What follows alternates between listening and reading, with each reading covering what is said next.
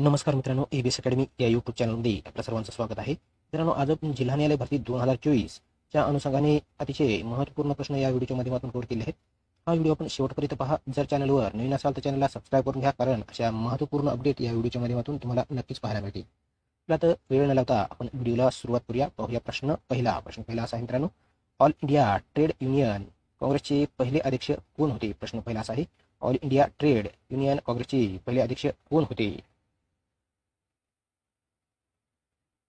Option क्रमांक 4, लाला लजपत राय हे all India trade युनियनचे काँग्रेसचे पहिले अध्यक्ष होते. प्रश्न दुसरा असा आहे, नेटिव्ह निफेल स्कूलची स्थापना कोणी केली होती? प्रश्न दुसरा असा आहे, नेटिव्ह फिमेल स्कूलची स्थापना कोणी केली होती? ऑप्शन क्रमांक 1, ज्योतिबा फुले यांनी नेटिव्ह फिमेल स्कूलची स्थापना केलेली होती. प्रश्न तिसरा असा आहे, आत्मीय सभा कोठे स्थापन करण्यात आली होती? प्रश्न तिसरा, आत्मीय सभा कोठे स्थापन करण्यात आली होती? ऑप्शन क्रमांक 3, मुंबई येथे आत्मीय सभा स्थापन करण्यात आलेली होती. प्रश्न चौथा असा आहे, इंडिया हाऊसची स्थापना कोणी केली? प्रश्न चौथा, इंडिया हाऊसची स्थापना कोणी केली होती?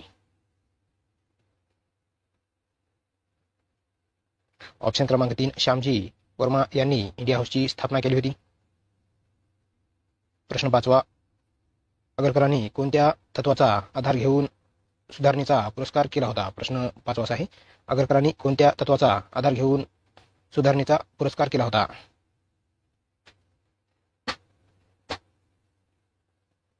ऑप्शन क्रमांक 4, वरीलपैकी सर्व. ऑप्शन क्रमांक 1, 2 आणि 3 हे तिन्ही ऑप्शन बरोबर आहेत. प्रश्न सहावा असा आहे, महर्षी धोंडो केशव कर्वे यांनी कोणत्या महाविद्यालयामध्ये गणिताचा प्राध्यापक म्हणून नोकरी केली? प्रश्न सहावा असा आहे, महर्षी धोंडो केशव कर्वे यांनी कोणत्या महाविद्यालयामध्ये गणिताचा प्राध्यापक म्हणून नोकरी केली होती? ऑप्शन क्रमांक 3,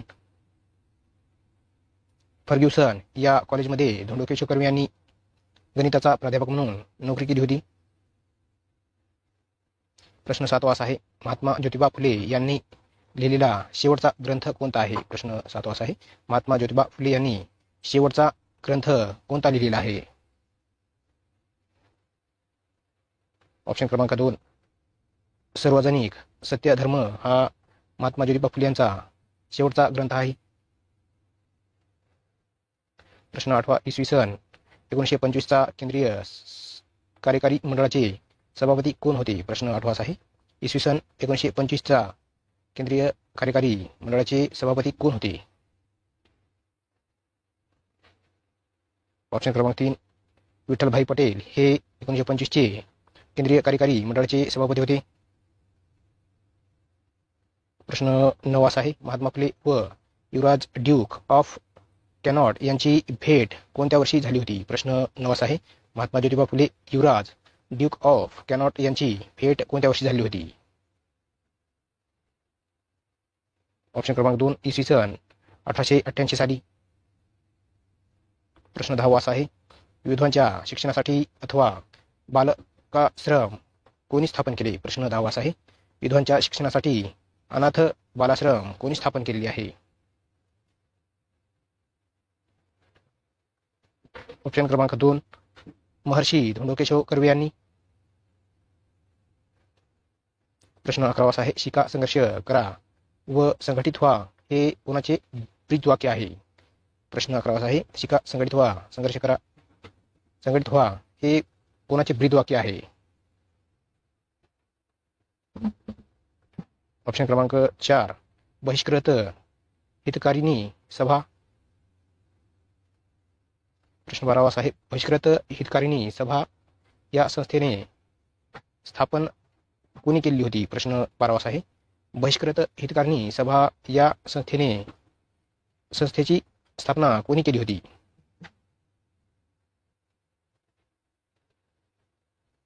ऑप्शन क्रमांक 3, डॉक्टर बाबासाहेब आंबेडकर यांनी. प्रश्न 13 असा आहे, अलंकार सीमास नावाचा लेख कोणी लिहिला आहे? प्रश्न 13, अलंकार सीमास नावाचा लेख कोणी लिहिलेला आहे? ऑप्शन क्रमांक 4, गोपाळ गणेश आगरकर यांनी. प्रश्न 14 असा आहे, इसवी सन 1885 ते 1889 या काळात कोणत्या महाविद्यालयात महर्षी शाहू महाराजांनी शिक्षण पूर्ण केले? प्रश्न 14 असा आहे, इसवी सन 1885 ते 1889 या काळामध्ये कोणत्या महाविद्यालयामध्ये महर्षी शाहू महाराज यांनी शिक्षण पूर्ण केले? ऑप्शन क्रमांक 1 राजकोट येथे. प्रश्न 15 असा आहे, समता संघाची स्थापना कोणी केली? प्रश्न 15, समता संघाची स्थापना कोणी केली होती? ऑप्शन क्रमांक 1 महर्षी धोंडो केशव कर्वे यांनी. प्रश्न 16, ताई महाराज प्रकरणी महर्षी छत्रपती शाहू व लोकमान्य टिळक यांनी चर्चा केव्हा झाली? प्रश्न 16 असा आहे, ताई महाराज प्रकरणी महर्षी छत्रपती शाहू व लोकमान्य टिळक यांची चर्चा केव्हा झाली? ऑप्शन क्रमांक 1 18 ऑगस्ट 1901 रोजी.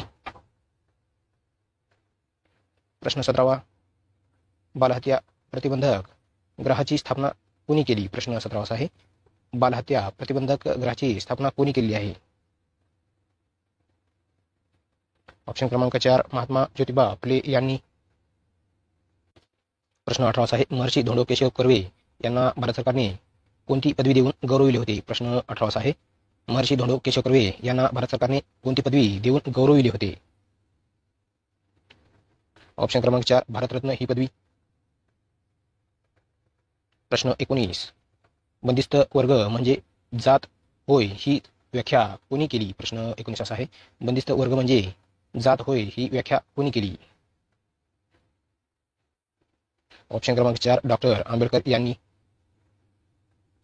प्रश्न 20, दुसऱ्या पंचवार्षिक योजनेत कोणत्या उद्योगाला अग्रकता देण्यात आली? प्रश्न 20 असा आहे, दुसऱ्या पंचवार्षिक योजनेत कोणत्या उद्योगाला अग्रकता देण्यात आली? ऑप्शन क्रमांक 2 पोलाद उद्योग. प्रश्न 21 असा आहे, महाराष्ट्र सरकारच्या कोणत्या मंत्रालयामार्फत राज्यात सलोखा योजना राबविली जात आहे? प्रश्न 21 असा आहे, महाराष्ट्र सरकारच्या कोणत्या मंत्रालयामार्फत राज्यात सलोखा योजना ही राबविली जात आहे? ऑप्शन क्रमांक 3 महसूल ही योजना. प्रश्न 22, महाराष्ट्र राज्यात कोठे शासकीय पशुवैद्यकीय महाविद्यालय स्थापन करण्यात येणार आहे? प्रश्न 22 असा आहे, महाराष्ट्र राज्य कोठे शासकीय पशुवैद्यकीय महाविद्यालय स्थापन करण्यात येणार आहे? ऑप्शन क्रमांक 2 अहमदनगर येथे. प्रश्न 23 असा आहे, जय जय महाराष्ट्र माझा हे गीत म्हणून महाराष्ट्र राज्याने कधी स्वीकारले? प्रश्न 23 असा आहे, जय जय महाराष्ट्र माझा हे गीत राज्यगीत म्हणून महाराष्ट्र राज्याने कधी स्वीकारले? ऑप्शन क्रमांक 2 19 फेब्रुवारी 2019 मध्ये. प्रश्न 24, महाराष्ट्र राज्यात कोठे छत्रपती शिवाजी महाराज संकल्पना उद्यान स्थापन करण्यात येणार आहे? प्रश्न 24 असा आहे, महाराष्ट्र राज्यामध्ये कोठे छत्रपती शिवाजी महाराज संकल्पना उद्यान स्थापन करण्यात येणार आहे? ऑप्शन क्रमांक 1 आंबेगाव येथे. प्रश्न 25, महाराष्ट्र सरकारच्या वतीने 2022चा महाराष्ट्र भूषण पुरस्कार कोणाला दिला आहे? प्रश्न 25 असा आहे, महाराष्ट्र सरकारच्या वतीने 2022चा महाराष्ट्र भूषण पुरस्कार कोणाला दिला आहे? ऑप्शन क्रमांक 2 अप्पासाहेब धर्माधिकारी यांना. प्रश्न 26, महाराष्ट्र राज्यातील कोणत्या जिल्ह्यातील खाडी फ्लेमिंगो अभयारण्य रामसर क्षेत्र म्हणून घोषित केले आहे? प्रश्न 26 असा आहे, महाराष्ट्र राज्यातील कोणत्या जिल्ह्यातील खाडी फ्लेमिंगो अभयारण्य रामसर क्षेत्र म्हणून घोषित केले आहे? ऑप्शन क्रमांक 1 ठाणे. प्रश्न 27, महाराष्ट्र राज्यात कोठे वैज विविधता केंद्र स्थापन करण्यात येणार आहे? प्रश्न 27, महाराष्ट्र राज्यात कोठे जैव विविधता केंद्र स्थापन करण्यात येणार आहे?